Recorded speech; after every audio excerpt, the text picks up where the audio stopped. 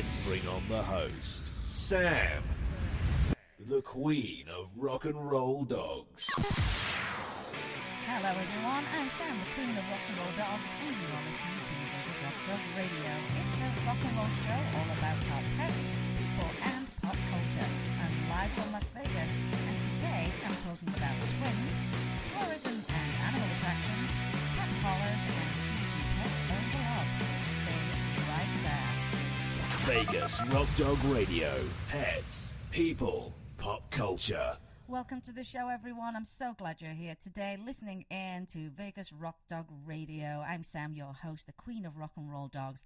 Got a great show planned for you today. Lots of interesting topics. Some things that'll probably give you a little giggle, and some things that are rather serious, but that's kind of how we roll on the show.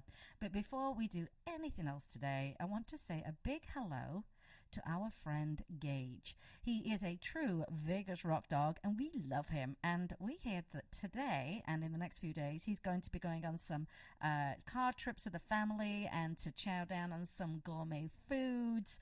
And he sounds like he's going to have a great weekend with his mom and dad. And of course, we're talking about a dog, Gage. We're not talking about everybody's kids. These are their fur kids, their fur babies. So we just want to say big hello to Gage, and we hope you have a great weekend. So before we actually get started with anything else, any of the topics, Jim's in studio today. Right here across the desk. Yes, it is. We're in the studio with more than just Jim as the co-host. That is correct as well. We have three assistants to the co-hosts. The G-Girl. The G-Girl. That's Galaxy, up a girl. Thornton. She's the one that we always risk making noise in studio. Oh yeah, she's quite vocal, but she seems rather tired right now. So she's having a nap, which is good. They've had their walk, they've had their breakfast, and then our toddler, Mr. Twix, is around somewhere. He's in the studio. I can't see him. Oh, he's chilling in the sploot position, panting for some reason. If you don't know what the sploot position is, it's a real word, and it's for those dogs that a lot of people call it the froggy legs. And so you'll see Cocker Spaniels do it, and lots of upsos, and the little legs go backwards, and it's called the sploot. I think it's a perfect word for that. So if you'd like to connect with us while you're on the internet, and who isn't on the internet these days, all you can do, and it's really easy, is search for Vegas Rock Dog or Vegas Rock Dog Radio. And you're going to find us on Periscope, Facebook, Twitter, Instagram, and you'll also find us on our website, which is where you'll listen to the show, vegasrockdogradio.com. And if you happen to miss a live show, don't worry, because you can catch an archive show either on iTunes or on iHeartRadio, or on many of the podcast catching apps. Wow, that's a good one, that one. Say it again. Podcast catching apps. And we're on about 20 platforms. You're going to find us somewhere. Just search for Vegas Rock Dog Radio. iHeartRadio is probably the most popular app out there. Most people listen to their favorite shows on iHeartRadio, and you can find us, and you can add us as your favorite. So you'll pretty much find us anywhere. If you do like to read blogs, we do have a blog, therockandrolldog.com, and this is where we do giveaways and product reviews, and we tell you who's coming on the show, who's been on the show, and again, we put the archive up there. The archives go out many, many, many places over again, especially since we do so much evergreen content. If it's still current information, it's a fun interview, we will just keep putting it out there. And so that's how you can find us on the internet. This week, actually, I've been off Facebook for most of the week, apart from my business page. And I have to say, I've really enjoyed it. I've really enjoyed having extra time. I think you don't realize how much time you spend on social media. Now, for me, it's mainly for business. But, you know, when I eliminated the personal stuff, yeah, it freed up some time, and it kind of came at a good time since we're putting our taxes together. So, not our favorite thing, but at least we got it accomplished, so that's important. Now, Jim was never a big social media person, but I would say in the last 2 weeks, you've really ramped it up. Out of sheer boredom. It's just a way of spending the time. You bored with me? Not you. It's just... I don't know. It's just bizarre. I can't say. I think it's hard right now because it's a political season. I've avoided all of that for the past month. I want to go back to old Facebook when it was just fun, when it was just fun and people were nice, and Facebook didn't want money from us to promote our posts and stuff. I want to go back to the original. Someone said to me the other day, who was it? Oh, it was Dana from Dana, the pet lady.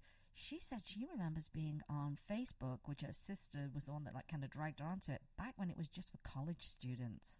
So that was a long time ago. So she's definitely seen some changes and, evolving. Well, I've just discovered that sometimes funny videos, high school classmates, college memories, and then after that, everything else is just wasting my time. Yeah. Well, you can filter a lot of that stuff out anyway. So you can hide certain things, you can hide certain people. if their political rants get on your nerves, which it does. So that was good to have a break from all of that. It was great. But to be honest with you, I'm the same as you. I love to watch funny videos. I love to watch animal videos, of course. Hello, I see a million of them a day. I actually use Facebook to get news.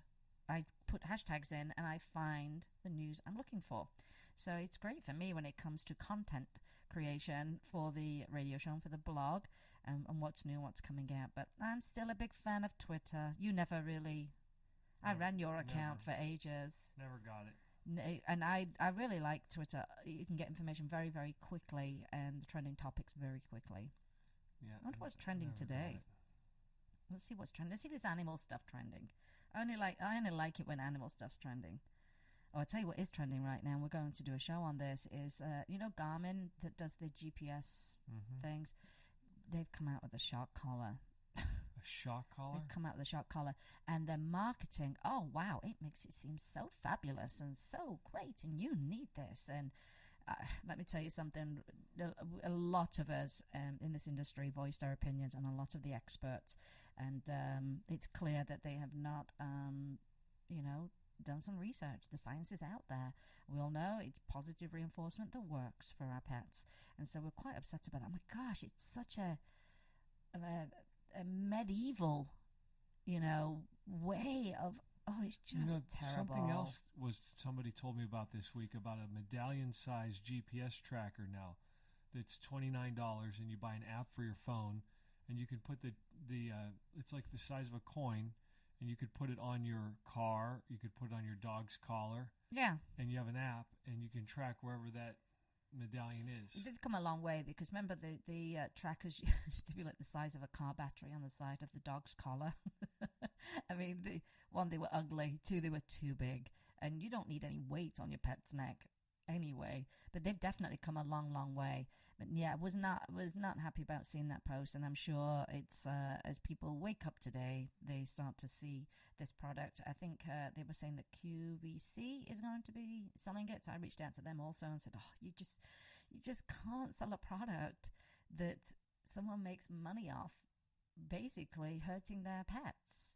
I mean, it just doesn't work that way. It just doesn't work that way. And Victoria Stillwell's spoken out about it, and a lot of the professional dog trainers have spoken out about it. So hopefully, what I had asked them was, hey, there's a lot of professionals on this post, and it's the science behind why it's not good, and why don't you reach out to these professionals and say, hey, what is it that we don't know that's got you so upset? I would hope that happens. I don't always see that happening, but you never know. I mean, there might be something positive come out of it, but hopefully, what I did do, there was a girl on there that said, oh my gosh, where do I buy it? And so I know, but some people don't know, Jim. They do not know. We know. And I know it's very easy to say, well, we know. How come they don't know?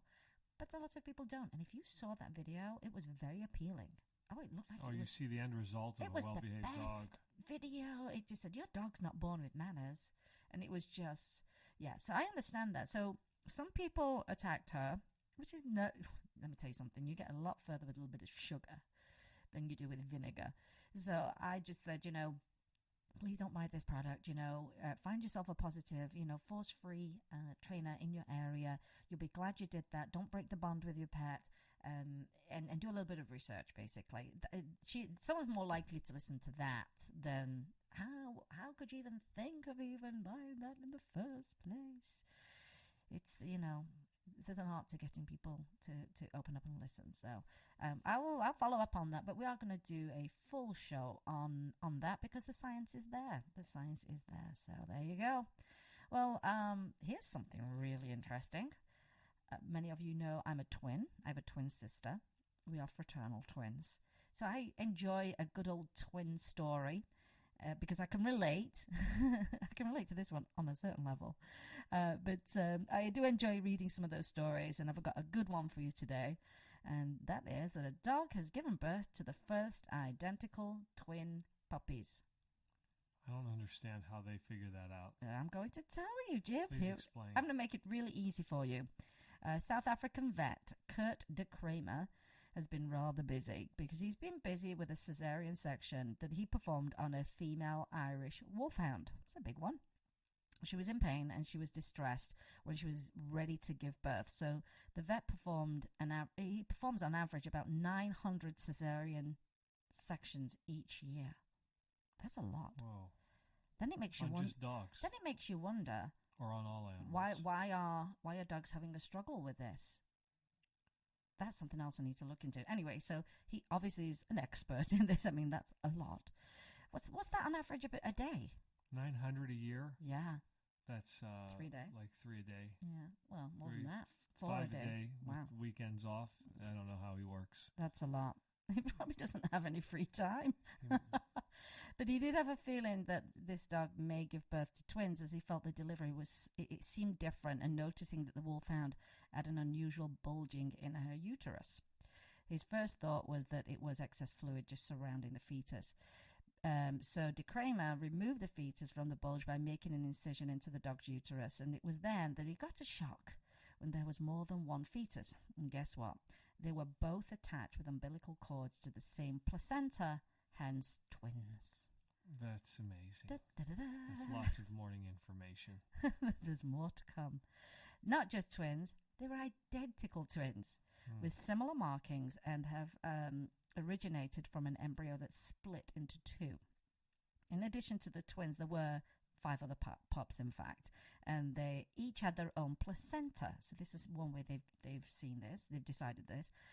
This was the first time that he had delivered 2 living pups from one placenta in 26 years of practice.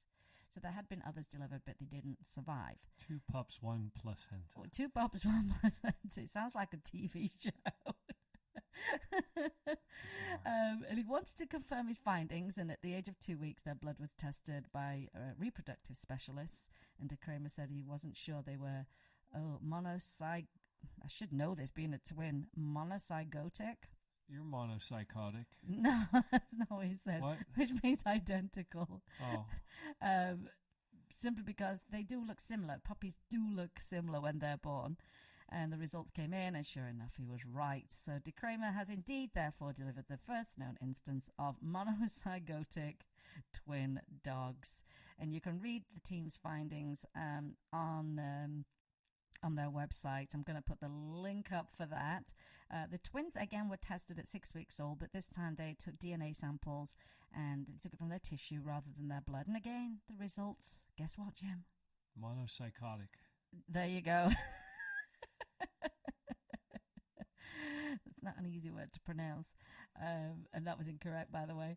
But he confirmed the first 2 pups were genetically identical, whereas the others were only similar to the level that littermates usually are.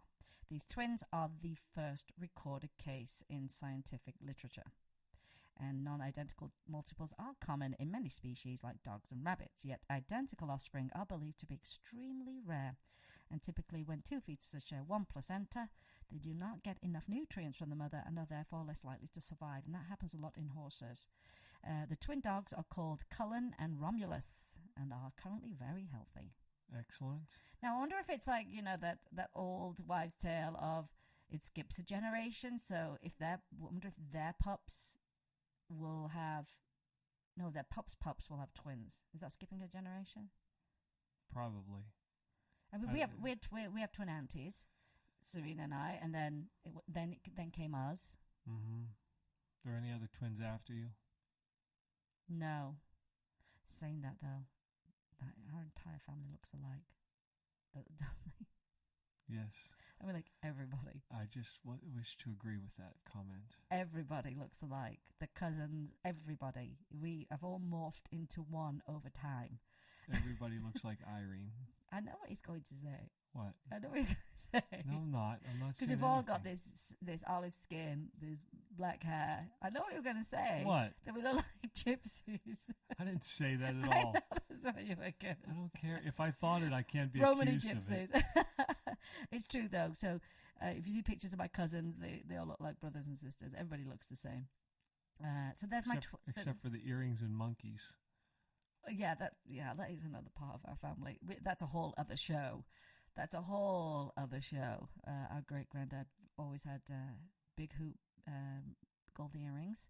Worked on the fairgrounds. Bandana, pet monkey. Yeah, it's a whole story there. We have a history with Barnum and Bailey, and entertainment, and yeah. Yes, how interesting. Anyway, so that's we'll cover those stories in another show because they're quite. Well, you've got some funny stories too about your family, Jim. You're They're not. not as funny as yours. No, I will say that. So here's another interesting study. And this study says you will likely choose your pet over love. I already lost that one. Okay, there you go. What did you just tell me last week? I'll leave and don't think you're getting the dogs. Yeah, yes, they're That was mine. They're all mine. Yes, They're not though. They're all mine. You know what? People who divorce, oh my gosh, they say that's the number one thing that they have a problem with is who the pets go to or how they have visitation now. I have friends that do that. They have visitation with their pets. They get their dog for the weekend. They get their dog for the week. So what's the solution then? Well, they hash it out with their divorce people. That's what they just don't bother with divorcing. Do you know what? It was so much easier. You won't have the pain of that, and you'll always be with your pets. That's our advice. So here we go. So 2,000 dog and cat owners, which we don't like to say owners, we like to say pet parents, were asked a series of questions, and there came back some very interesting answers. A study conducted by ADOBO, and the link is going up on Facebook as we speak. Adobo? Like chicken adobo? No.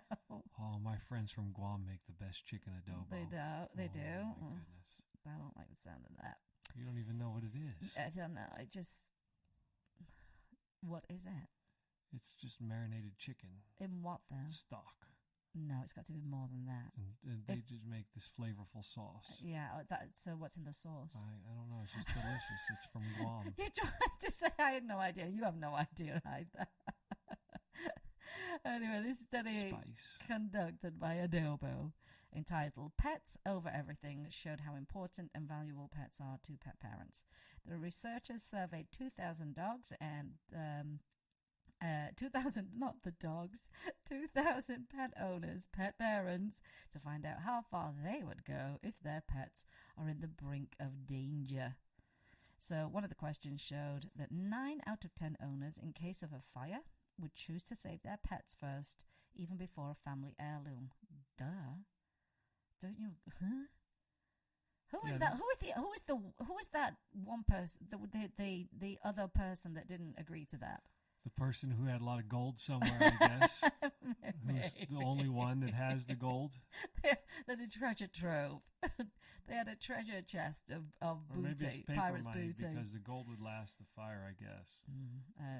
But yeah, whoever that person was, thumbs down to you. Don't worry about too much gold here. No.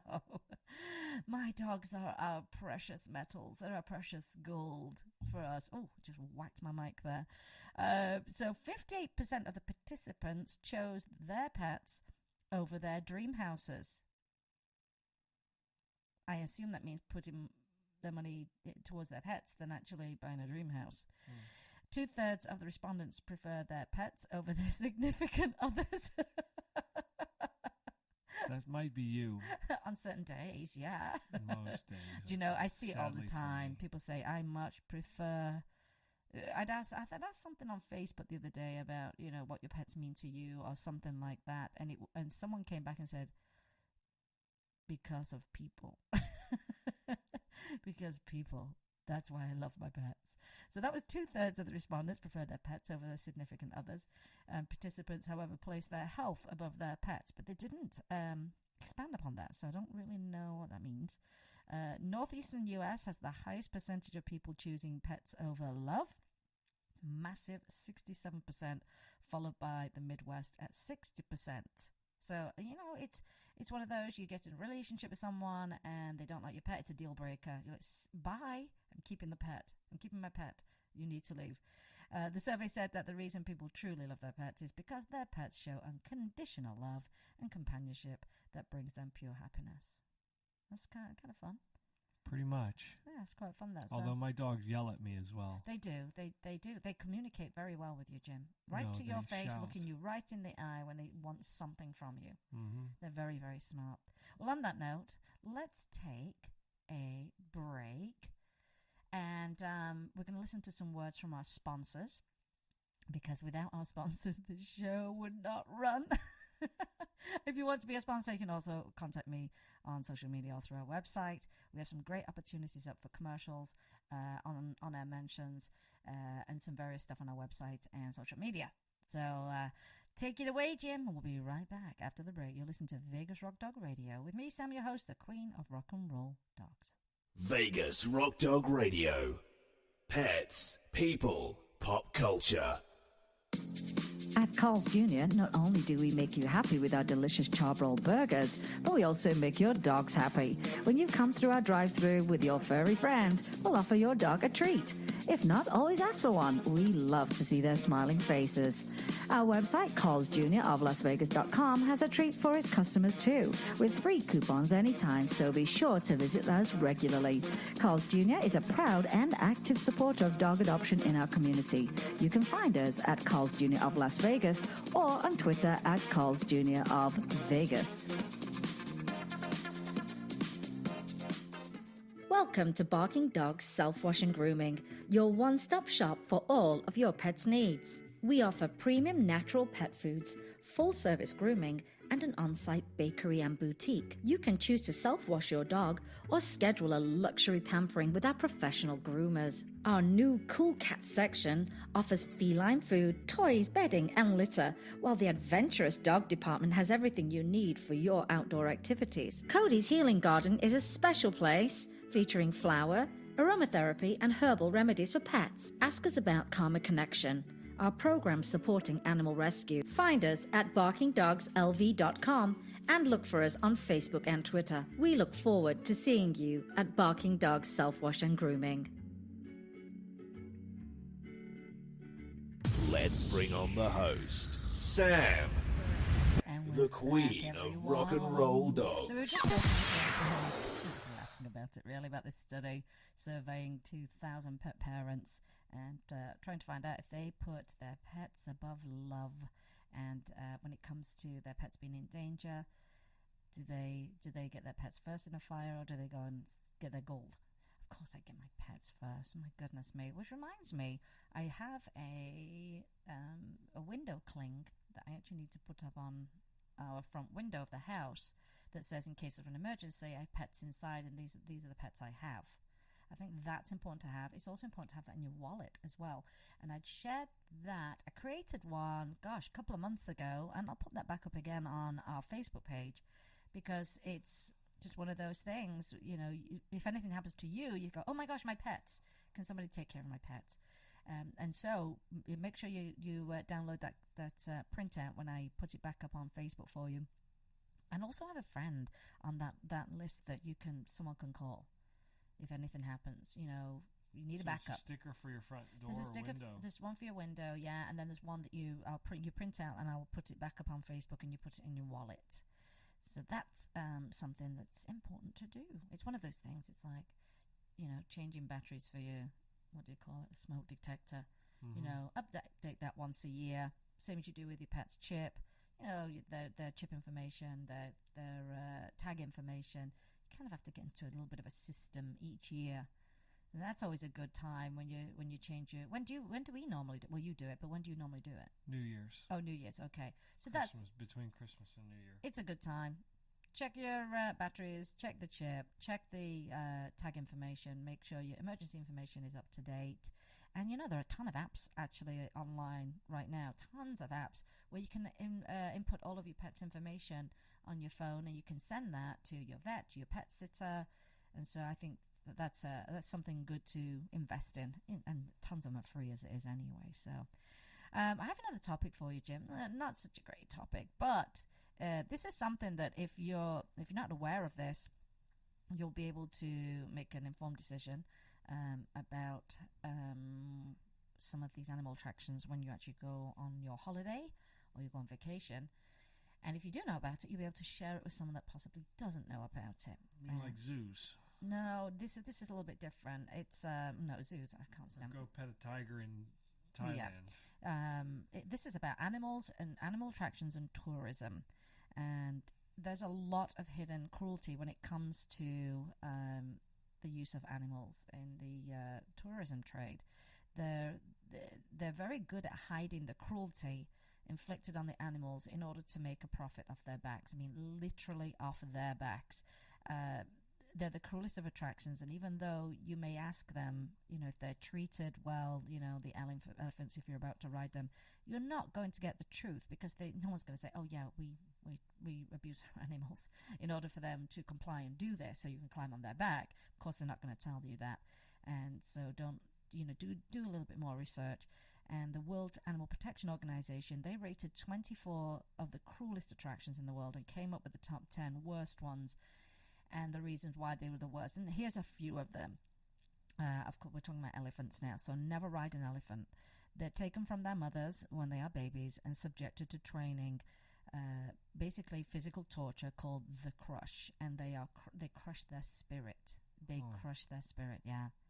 I don't think you've seen all the photos, Jim. No. Often I don't show you those because it's enough that I tell you it's bad, and you know it's bad. I mean, you're not going to ride an elephant anyway.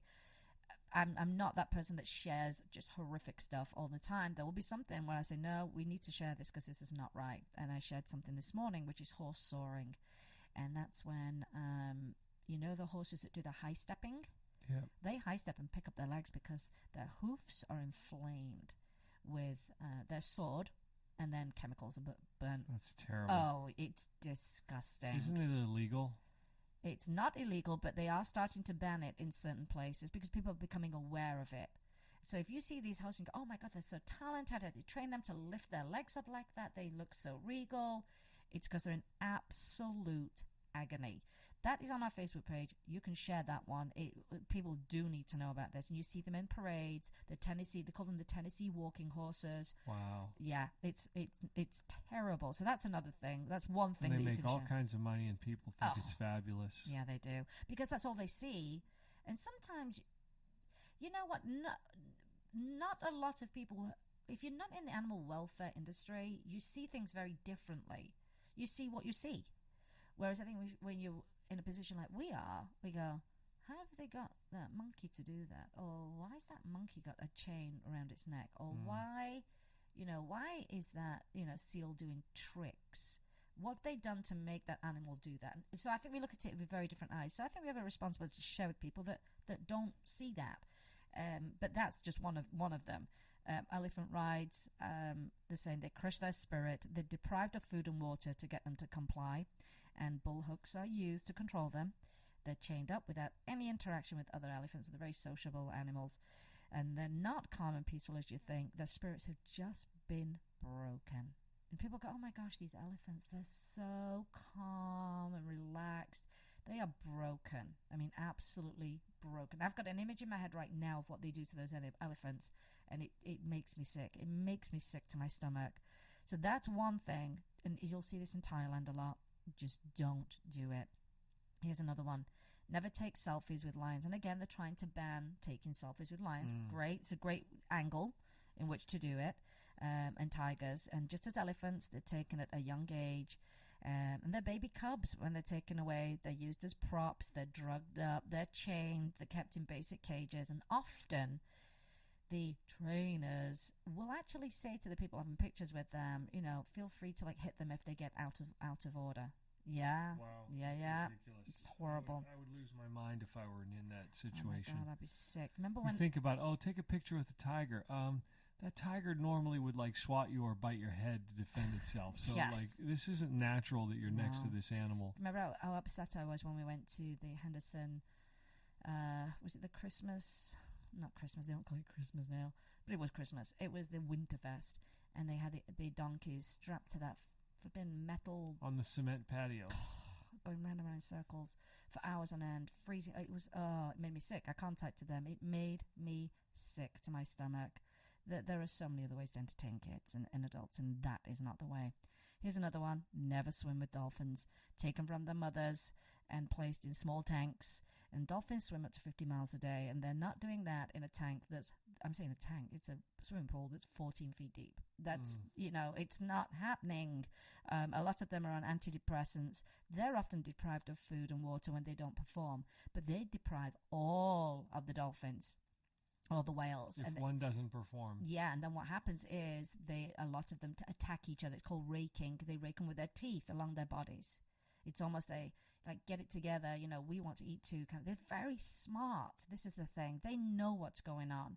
And there's a lot to do with how they hear and being in a very small concrete pool, and the sound bounces off. Can you imagine? That Makes them psychotic. Yeah, it does. And it's absolutely, they try and beach themselves. They're trying to chew out of gates. It's terrible. It's really terrible. I try to, in your social circles, you try to bring these topics up as gently as possible to people who don't know any better. And, how many times do you get, I don't care. I'm taking the kids to SeaWorld. Yeah, I've heard it a million times. Yeah, well, that's great, but I don't care. I'm still going to take the kids there because they enjoy it. Like, it's not fair it's not fair to take kids who don't know it's abusive. Well, I know people who went when they were younger, then learned about it and said, I can't believe my parents took me. I mean, we went when we were kids. I didn't. And no. And then you hear from people that live in the areas where those types of institutions are, and they go, well, you don't know the good they do. The good, you don't know the research and how they help save wild animals and blah, blah, blah. I don't care how much There's a spin on the good other side. they do. If you are harming an animal and it's not thriving in its natural environment, it negates all of that, doesn't it? That's gone. I don't care. It just doesn't. It's like saying, they're such a good person. They donated to the church and to this charity and da-da-da-da, but they killed somebody. But they're a really good person. it washes it out completely. So that's another thing. Don't do the dolphin. Don't do the whale thing.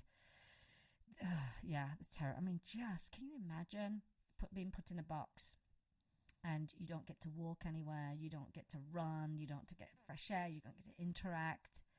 Bad. It's really, really bad. Remember that time I was sick and you were like that, Kathy Bates?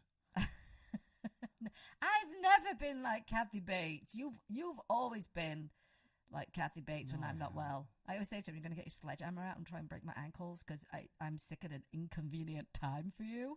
You always get sick at the worst times. You see?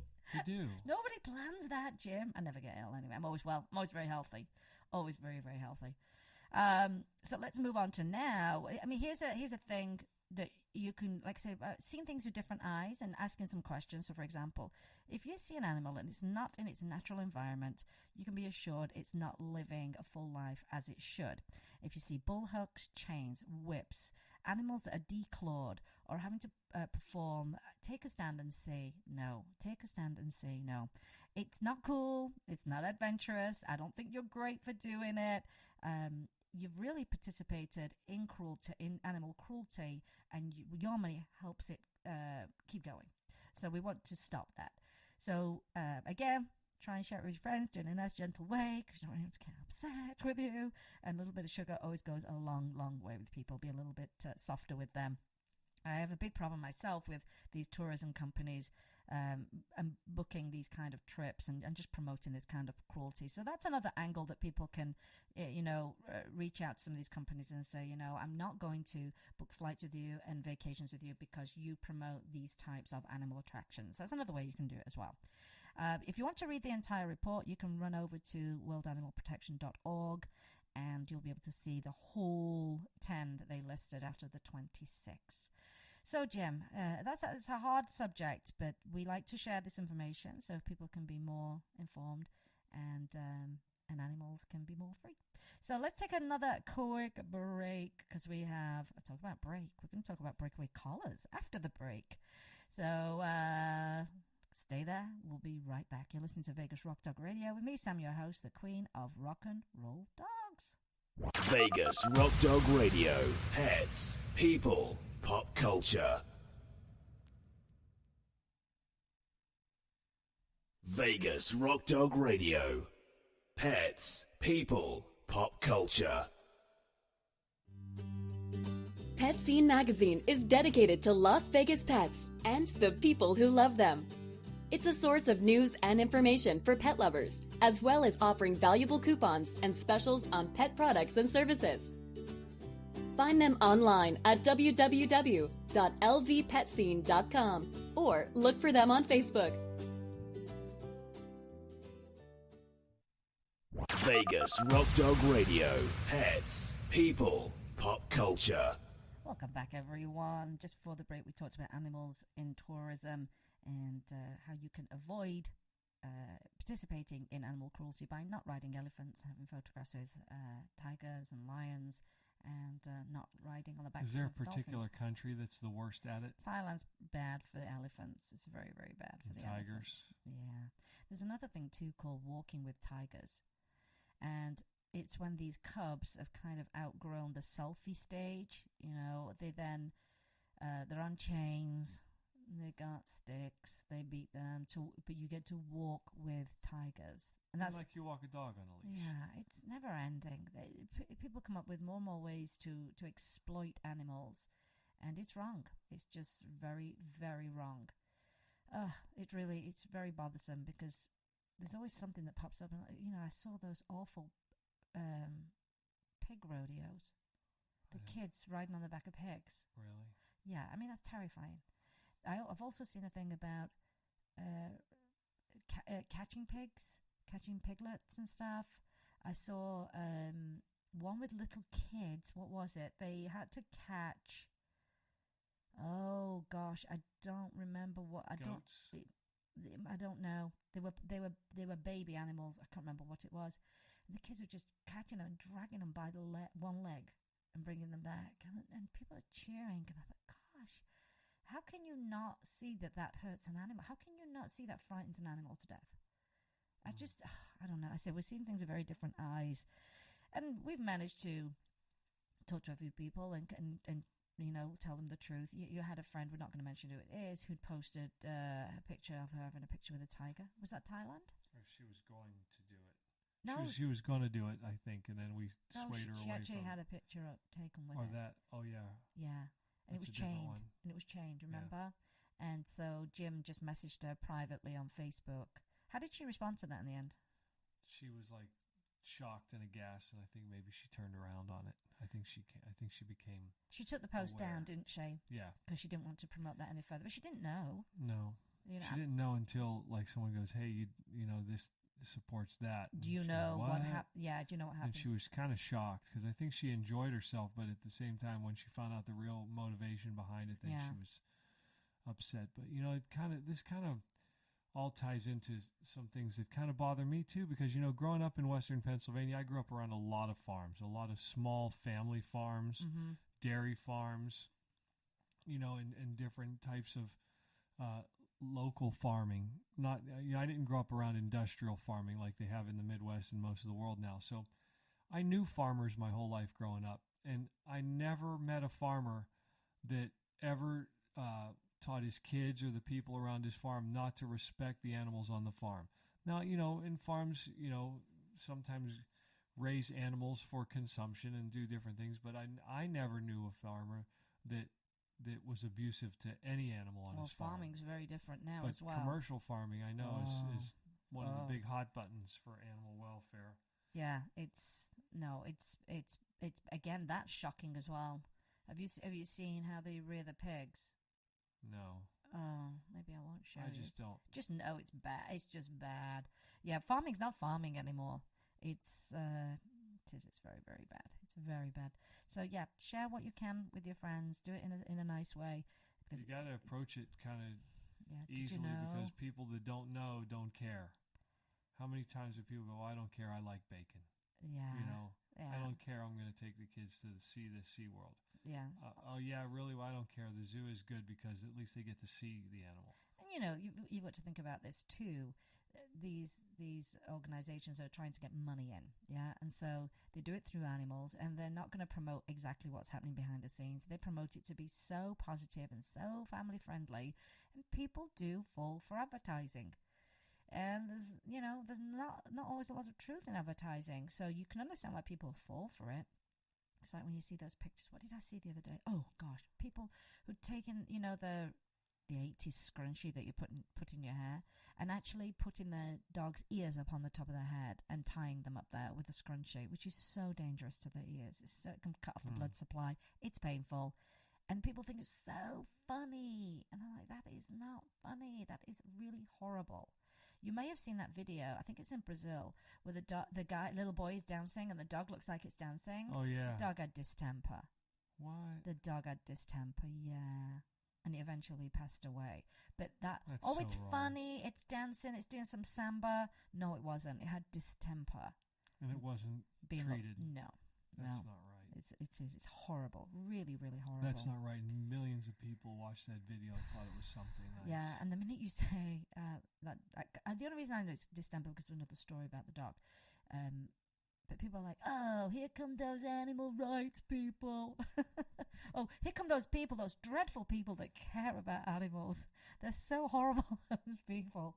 That's quite interesting. Do you ever get that feeling that I always know when someone thinks what I do and my passion, they don't believe it. They don't think it's valuable. I always know that person. Because they act patronizing. Yeah, I know in their head they're going, oh, really? That's ridiculous. I can always tell the minute I have a conversation with someone, oh, you don't value that I care about animals. And instantly, don't think we can be friends, people. But do you get that feeling too sometimes? Like, oh, you're so over the top. Yeah, there's kind of like this dismissive, yes, passive-aggressive, patronizing kind of vibe. Oh, that's nice. Yeah, I get that. Oh, that's nice. Actually, no, a lot of the stuff is not nice. But you don't. Oh, but you don't know because you don't have kids. Yeah, you get that too. Yeah, which is it's apples and oranges. Stop comparing them. Just stop doing that. But yeah, I do. Yeah. So anyone, just be warned. My radar tells me when you don't value what I'm doing, and you think it's pointless. Yeah, it's very easy to spot. Anyway, let's go on to something that can be very useful for you to know about. You may not know about this, but there are breakaway collars for cats and dogs, and often our pets can get caught by their collars on all kinds of things. Whether they're having a little play fight, or they jumped out of a tree and got caught with their collar. And to prevent injuries and deaths, you can purchase a breakaway collar. Under pressure, the collar just breaks apart. But it's very easy for us to see the pros of certain products and never really question the cons of them. And sometimes you don't think about that. So what I did was I reached out to Daniel DQ Quagliozzi of Go Cat Go, who was one of our guests a few weeks ago. He's a cat behavioralist in England. You call it a behaviorist, don't you here, Jim? Behaviorist, behavior on your wrist. But you know what we mean. To ask him what those pros and cons were of breakaway collars for cats, and he sent me this, and it's great. It really is great. So he said the pros and cons of breakaway collars. There are definitely more benefits to wearing the collar than there are to not wear one. Actually, most of the cons of wearing a collar are for the cats themselves. The pros are: your cat can be easily identified, which stops the cycle of surrender. And DQ knows about this. He worked in a shelter. You could place a small bell on the collar to alert birds or prey if that's an issue. So that's another benefit. If you have one of those adventure cats that likes to get into all kinds of trouble and goes wherever they please, the collar will easily break away before potentially causing harm or strangulation. He said he once had a cat that attacked the cat sitter. I once had a cat that attacked cat sitters, and they got caught up in a collar that they had to cut off, a lot like trying to defuse a bomb, he said. He's always very witty about his cat encounters and his clients. If the collar had broken away, it would never have been an issue. And he said, imagine the sitter that normally gets ambushed and bullied on an average day now has to save the cat from further harm by releasing them from a collar. Tense times, Go Cat Go to the rescue. I remember this episode. I want to say it was a Sunday morning, and he gets this call. And the cat's caught, and how the heck? And I think he uses those, what are those gloves that are, you can't penetrate them with knives and stuff. What are they made of? Chainmail. I mean, like the people that handle raptors and birds. Kevlar. Kevlar. Kevlar. Klingon. Teflon. That's what's coated on a God. frying pan. Was it Kevlar? Klingon. No, not Klingon. It's Kevlar. Kevlar gloves. Oh my gosh. To go in and release this cat, but like he said, if there'd been a breakaway collar, that would have not been an issue. Here are the cons. Most cats hate to wear collars. They're free. They like to be free to cats. So they easily break themselves out of the collar. They're smart. We all know that. Let's face it.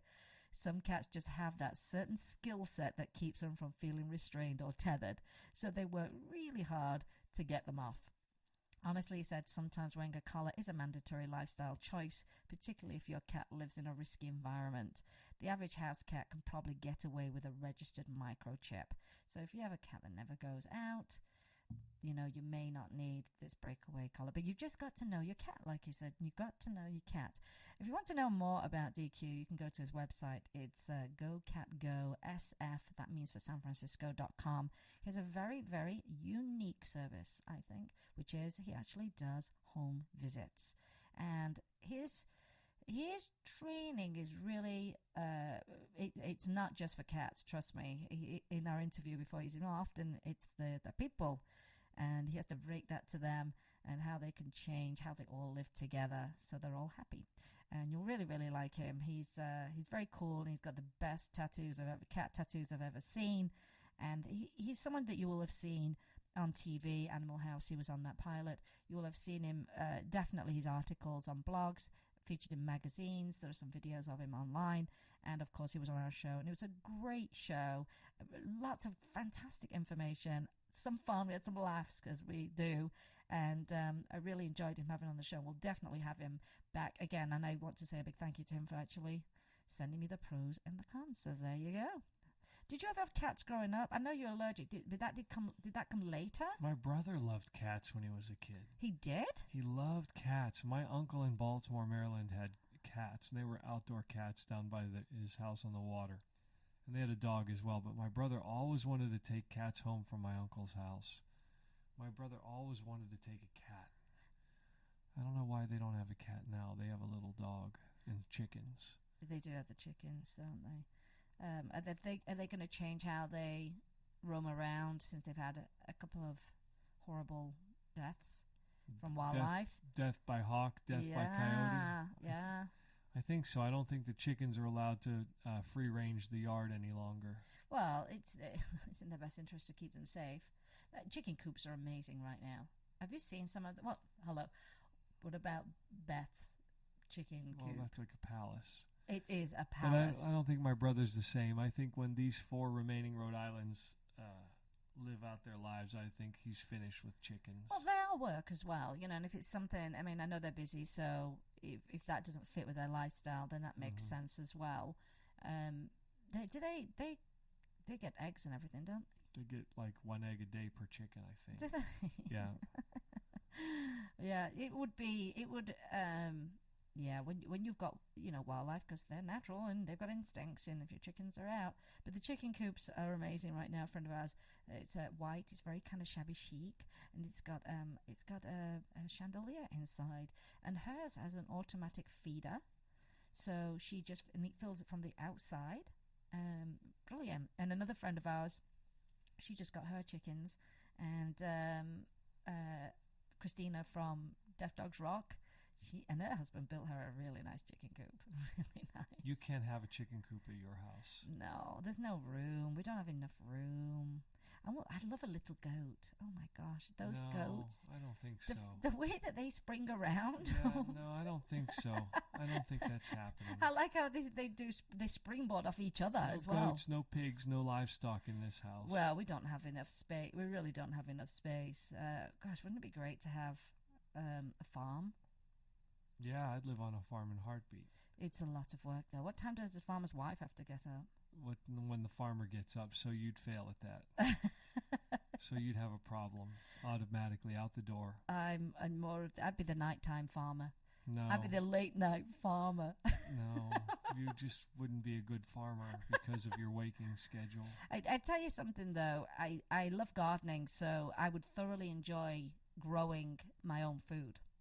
I would thoroughly enjoy that. You have to get up at the crack of dawn. Well, yeah, depends how big your farm is. A little farm. But the thing is, the desert's quite difficult for that. I do have a nice rose garden. I do well with that, and aloe vera grows really well, and bougainvillea and those kind of things. I've never had much success with vegetables. Well, remember when I grew those strawberries? Let me tell you something. They're not chipmunks. What are those little things on the back? Chipmunks. Are they really chipmunks? The stripe down the back. Are they really a chipmunk? Little gray desert chipmunks. Okay. Well, they are so smart. They know exactly when fruit and vegetables are ripe and ready to pick. They know better than you. They do. Or they're psychic. Because I would say the night before, they're going to be perfect tomorrow, those strawberries. I'm going to pick them. And I would go, and you could see where they'd eaten. The little teeth marks were in the remainder of the strawberries. Every single time. Every single time. Yep, you got outsmarted by chipmunks. They nibbled my lettuce down to a nub. Mm-hmm. So I need to get one of those. But didn't I have a covering on that at one point as well? We had netting and everything. It didn't work. So clever. They are quite cute, those little things. They like to sun themselves. They stretch out and lay on their bellies and really, really stretch out and get the sun on them. Funny though, when you see them, you think you they're saw not alive. that one and you thought it was the mother of all chipmunks, and it was actually a desert rat. Oh My my big gosh! furry face and the round ears. It looked at me right in the eye that morning on the wall. It looked at me right in the eye. We have what are they? The birds that come by at 5 o'clock. Hummingbirds. No. Oh, we have those. They're amazing. The one with the mummy and the babies that climbs on the wall. Quail. How come you don't know the names of your wildlife? I'm just having troubles with my head. Yes, they come. Remember the Partridge Family, the opening of the show? Yeah, it reminds me of that. Yeah, they run across the wall. Yeah, they come across the wall, and the little babies follow, and they're quite vocal. But yeah, we see quite a bit of wildlife. We haven't seen the coyotes on the back in a long time. Since they started building all those homes, I think they moved on. Yeah, we haven't seen them in a long time. We came home one morning from a very early walk, and we'd actually walked in Boulder City, so we were driving back into the community, and we thought it was a dog on the loose, and it was a baby coyote about 8 o'clock in the morning. And are they normally out in the daytime? No, but we've seen them in the daytime. Not normally, I don't think, but remember we were walking the railroad trail that one day and we saw them in broad daylight down the ravine. Yeah, and then when I saw the bighorn sheep and I just started running, I thought they were going to get me. Sheep don't attack people, pretty much. I was really freaked out. I was really, really freaked out. You have your challenges with wildlife, don't you? Well, I remember when that duck attacked me at Chatsworth House. And took your ice cream. Took my ice cream. There was a decoy duck. Literally, it was a decoy, the friend. I laid on the grass and I was doing some video of the duck. And I had video in one hand, the ice cream in the other. And while I was focusing on the one duck, the other one ran behind me. And that's when it stole the ice cream. Then I got attacked by a raccoon in Japan. Yeah, I've had some incidents. Yeah, your wildlife challenge. And I got bitten by the little monkey. You bring fear to your wildlife encounters. I do not. I love animals. You might bring a little bit of fear, and then that's why they come after you. Oh, I've got Sam laughing here. This is my other British friend here in Vegas, because we're talking about every kind of wildlife you can imagine. Now, Sam is the mom of Gage, who I talked about earlier on in the show. So she's. Let me tell you something. If there's ever a pet parent, a perfect pet parent, it's Sam. And she goes, I'm not going to say her last name unless she lets me say her fake last name. But she is so fantastic. I mean, this is someone who truly, truly, truly loves her pets, and she does everything she can for them. And she's not apologetic about it either, and I don't think she should be. But she's going to be taking Gage out on some trips with the other family members, the other furry family members, and some gourmet meals, I hear. And I don't know, I think you do trips up to Mount Charleston, don't you, Sam? I mean, she might message me back with any luck. We're on about a 30-second delay, so with any luck, she might message me back and let me know. But Mount Charleston, it's a nice place to go. It's so much cooler. We're still quite warm here. But you do have to be careful because we have a completely different kind of vegetation the minute we get up into Mount Charleston, don't we, Jim? It's pine forest. It's green. It's awesome. We got a little bit of non-desert out here that we can drive to every once in a while. You know, I'm laughing at Sam's comment here. Yeah, they are going up to Mount Charleston. And yes, I'm not very, my brain's not together today with the animals and what she just said to me. I can't say what it is, but yes, it's exactly was my thought, Sam. Exactly what I thought was wrong with my brain. It wasn't working right. But what other pets have you had, Jim, before we close out the show? We had a goat. Her name was Nanny. She ate everything she could see. I mean, she would eat plastic bags. I mean, she'd eat anything. Fish. Yeah. Not gerbil, but hamsters. Hamster. Guinea pigs. Fish, hamster. No guinea dog, pigs. Yeah. And rabbits. We're dogs, hamsters, goats, horses. I think fishes, of course. It's always very good to start with a fish with kids, because if they can't manage feeding them, when they should each day, and cleaning out their water, it's a very good introduction into getting a pet. And if they won't stick with that, it's a good place to start. Then don't get them dogs and cats and this, that, and the other if they can't manage the fish thing. I'm not into buying a dog for young kids anyhow. I think it's a wrong idea. Oh, yeah, totally, yeah. Pets are not gifts. They're just not gifts. And remember, if you actually think you're buying your kid a gift, you're actually getting yourself a dog. You can't expect children to be fully responsible for another little life. There are those rare kids, though, that this is all they want, and they end up doing a wonderful job. And, I'd love to see more kids working with animal rescues. I would love to see that. We have a couple of friends that have their kids involved in their personal rescues, but we don't see too many children, and we could do with getting more of them involved in that. True. Maybe some schools can do some school projects, visiting rescues and real sanctuaries and seeing what it takes and that kind of thing. So, well, Jim, I think it's been a great show. I agree. I think we've had people laughing. We've talked about how you are like Kathy Bates when I'm not feeling well. No, you've got the story reversed, but I'll go on then with that.